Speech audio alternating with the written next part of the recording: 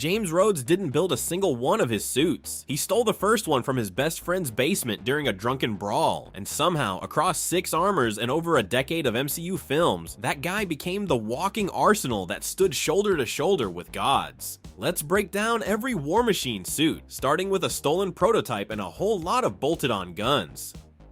War Machine Mark I. Every superhero has an origin story. Rhodey starts with theft, a drunken house party, and the world's most incompetent weapons contractor, which is, not ideal. Here's what happened. Tony Stark is in the middle of a full-blown self-destructive spiral during his birthday party in Iron Man 2. He's drunk, he's in the suit, he's blasting watermelons with repulsors. So Rhodey walks downstairs, puts on the Mark II prototype, beats the hell out of Tony in his own living room, and flies the suit straight to the US Air Force. Now here's where it gets interesting. The military hands Stark's stolen prototype over to Justin Hammer, the same Justin Hammer who's been publicly embarrassing himself trying to compete with Tony for years. And Hammer's solution to upgrading one of the most advanced pieces of technology on Earth is essentially put more guns on it. The man looked at a repulsor-powered flight suit and thought, you know what this needs? A 6-barrel rotary machine gun bolted to the shoulder. But here's the thing, it actually works. That shoulder-mounted minigun fires 6,000 rounds per minute. The gauntlets get assault rifles mounted directly onto them. There are micro-missiles tucked into the frame. And then there's the ex-wife. Hammer's pride and joy, a kinetic kill missile that hits Whiplash's armor and literally bounces off like a sad little firework. Hammer tech? Tony says. Yeah, hammer tech. The whole philosophy is quantity over elegance. Where Tony would integrate a weapon seamlessly, Hammer just bolts things onto the outside like he's decorating a Christmas tree with assault rifles. It's crude, it's loud. But when Vanko's drone army attacks the Stark Expo and Rhodey gets control of his hijacked suit back, that crude firepower actually delivers. Him and Tony standing back to back mowing down drones is still one of the best team-up moments in the entire MCU.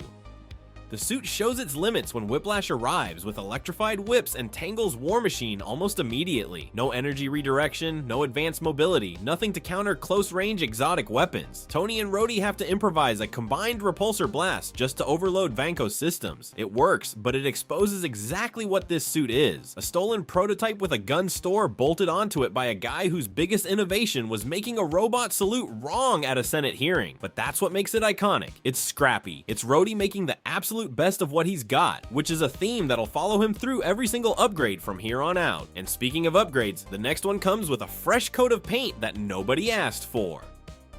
War Machine Mark II, Iron Patriot. This is the Identity Crisis suit, the one where the government looked at a walking tank covered in weapons and said, you know what this needs? A paint job and a friendlier name. After the Battle of New York, the US military had a PR problem. Aliens fell out of the sky, the Avengers saved everyone, and the government's most visible armored asset was called War Machine. Not exactly recruitment poster material, so someone in a boardroom decided the solution was slapping red, white, and blue on Rhodey's armor and calling him Iron Patriot. Because nothing says we've got this under control like cosplaying as Captain America. Here's the thing though, under that patriotic paint job, this suit is genuinely impressive. Unlike the Mark I, which was essentially Tony's old homework with Justin Hammer's doodles in the margins, the Mark II is purpose-built. Stark designed this one from scratch specifically for Rhodey. The weapons are built into the architecture rather than bolted on like aftermarket parts on a Honda Civic. Smoother profile, better power management, roughly comparable to Tony's Mark VII in overall performance. For a non-Tony suit, that's genuinely solid, but here's where it gets complicated. For the second time in 2 films, a War Machine armor gets hijacked by the villain. Aldrich Killian's extremist enhanced goons capture Rhodey, strip him out of the suit, and use it to kidnap President Ellis off Air Force One. The president ends up dangling over an oil tanker, trapped inside a suit he can't operate, which is, not ideal. And that's the recurring problem with War Machine as a concept. Vanko hacked it in Iron Man 2. Killian physically stole it in Iron Man 3. At a certain point, you have to ask whether giving one guy a walking arsenal is a strategic asset or just handing your enemies a really expensive gift. The Iron Patriot branding didn't survive contact with reality. By Age of Ultron, Rhodey's back in dark gray and calling himself War Machine again. In universe, the name got embarrassed when the suit was used to kidnap the president. Out of universe, audiences overwhelmingly preferred the tactical aesthetic over the patriotic rebrand. Sometimes the focus group is wrong and the internet is right. Strip away the branding drama and the Mark II might actually be one of Rhodey's most practical suits. It sits mid-tier in fan rankings, lacking the absurd heavy artillery of later Marks, but offering a balanced package of mobility, durability, and firepower for general terrestrial missions. Not everything needs to be a flying weapons depot, but if you think a stolen suit and a kidnapped president represent the worst thing that happens to a War Machine armor, the Mark III would like a word. War Machine Mark III. This is the suit that ruins everything.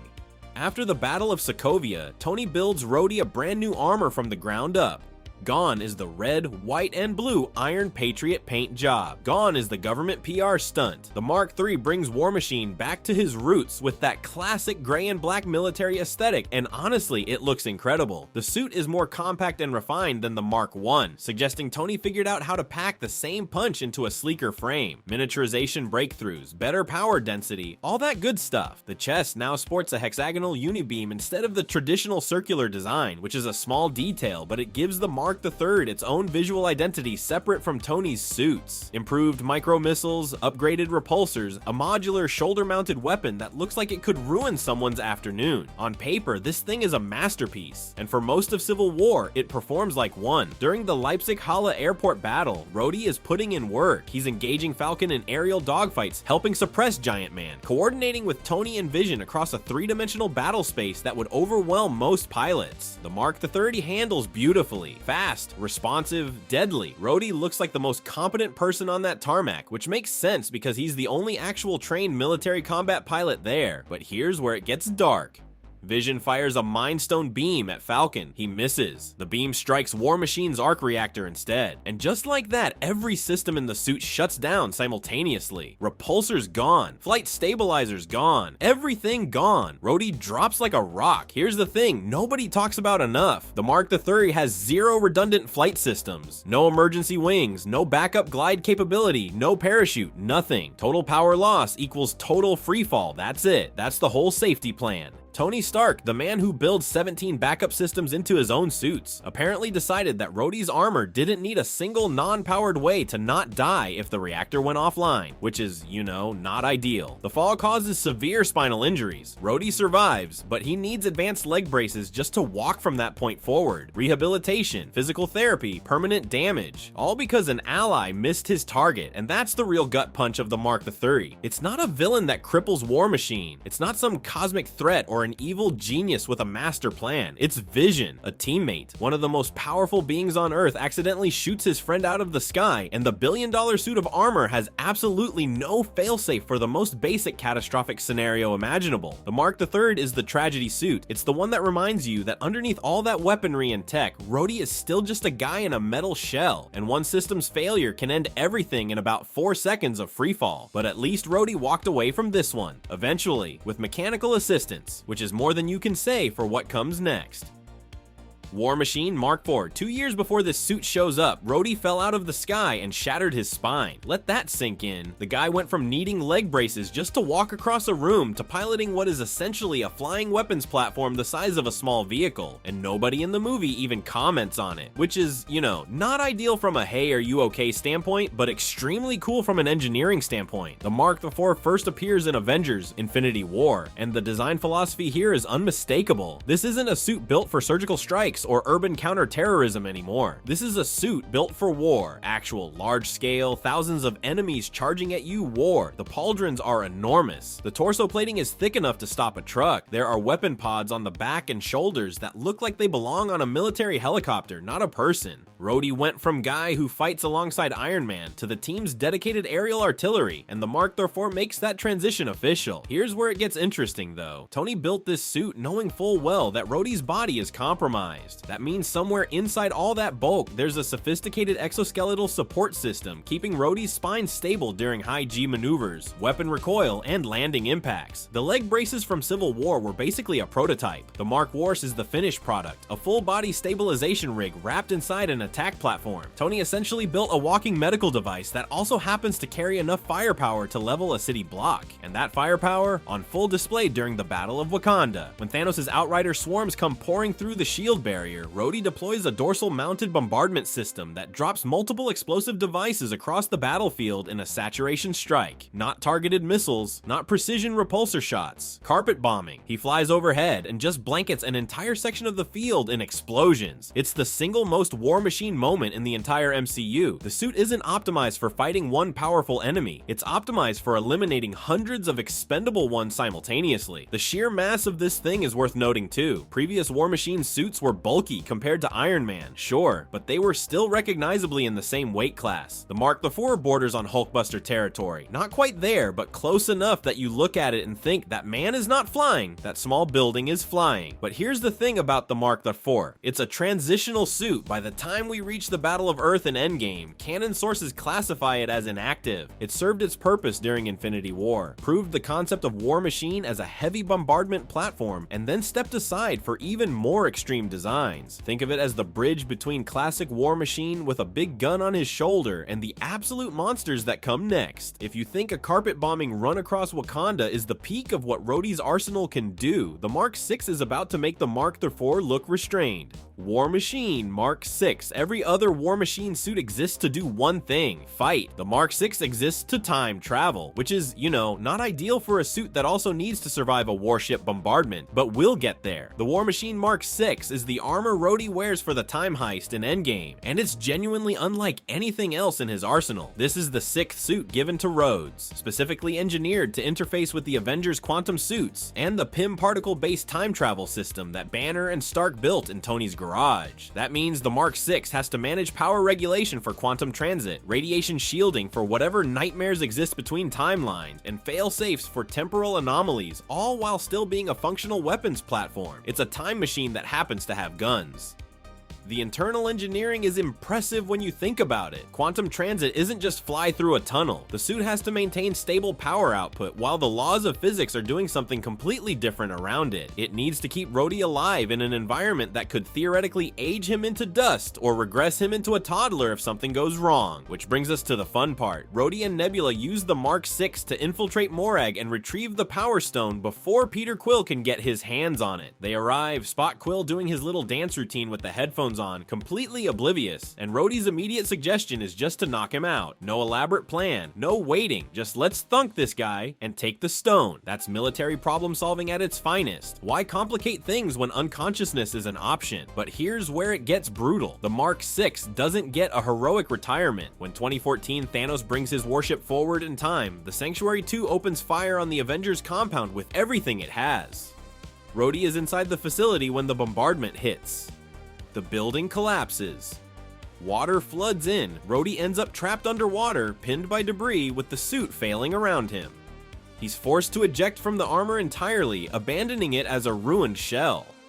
You survive the quantum realm, you survive 2014 Morag, you retrieve an Infinity Stone, and then you get buried under a building. Cool. Here's the thing most people don't realize though. A lot of casual viewers never clocked that the time heist armor was officially a distinct War Machine mark. Because Endgame is juggling about 40 characters and 3 timelines simultaneously, the film never stops to say, hey, this is a new suit. Most people assumed it was a modified version of the Mark IV or V with quantum tech bolted on. It wasn't. It's a completely separate armor, purpose-built for this one mission. The fact that it dies in the same movie it debuts in probably doesn't help its visibility either. The Mark VI destruction serves a specific narrative purpose though. It forces Rhodey into the Cosmic Iron Patriot armor for the Battle of Earth, which is the suit designed for maximum combat output. The Mark VI was the scalpel. What comes next is the sledgehammer. But if you think the Mark VI had it rough, wait until you hear about the suit that was sitting in storage the entire time, just waiting for everything to go wrong. War Machine Mark V. This is the one Rhodey hoped he'd never have to use. The War Machine Mark VII, the final suit Rhodey wears in Endgame, is the single most heavily armed personal suit in the entire Avengers arsenal. Not Iron Man's, not anybody's. We're talking a massive back-mounted weapons platform, multiple rocket launchers across the shoulders, micro-cannon systems in the forearms, and enough raw ordnance to function as a standalone gunship. It's not a superhero outfit, it's a walking apocalypse with a pilot's license. And here's the thing, Rhodey had access to this suit the entire time. During the 5-year time skip after the snap snap. While the remaining Avengers were running support groups and eating sandwiches, Rhodey operated in a standard War Machine configuration. The Mark 7 stayed locked away like a fire extinguisher behind glass. Break only in case of the literal end of the world, which is exactly what happened. When Thanos' warship obliterates the Avengers compound, Rhodey gets trapped under rubble, nearly drowns as water floods in, barely gets rescued by Rocket, and then shows up to the Battle of Earth wearing something that makes everything before it look like a costume party. The Mark 7 deploys and immediately starts carpet bombing Thanos' army with the enthusiasm of someone who's been waiting 5 years for permission to press the big red button. The size alone is staggering. This suit rivals Hulkbuster configurations in sheer bulk. The shoulder assemblies are enormous. Every surface has something that shoots, launches, or detonates. It's excessive by design because the situation it was built for is excessive by definition. But here's where it gets interesting beyond the firepower: the paint scheme. Red, white, and blue. Iron Patriot started as a government rebrand in Iron Man 3, a PR stunt meant to make War Machine more palatable to the public. The suit got hijacked by Killian, the name got shelved, but now, in the final battle of the Infinity Saga, those colors return on the most powerful suit he's ever worn, stripped of politics and propaganda. He's not defending a nation's image anymore, he's defending the universe. The patriotism went cosmic, the colors finally earned themselves. And think about where this man started. Iron Man 2, Rhodey walks into Tony's house, takes a suit during Tony's birthday meltdown, hands it to the military, and gets it loaded up with Hammer Tech garbage. That's where War Machine begins. A taken suit, a desperate moment, a buddy who wasn't sure he belonged in this world. Multiple suits later, he's standing on the biggest battlefield in MCU history, wearing the most destructive personal armament any Avenger has ever carried. Not taken, not repurposed, built for him. Tony Stark designed this thing specifically for James Rhodes and said, keep it for when everything goes wrong. That's not a friend lending you a suit. That's a partner saying, you're the one I trust with the nuclear option. From a guy who grabbed a suit during a house party fight to a man entrusted with a one-man arsenal designed for the end of the world. One character who never got his own solo film, but quietly completed one of the most satisfying equipment progressions in the entire franchise. The Mark 7 isn't just the best War Machine suit, it's the proof that Rhodey earned every single one that came before it. If you enjoyed this video and want to see more, click the video on the screen now.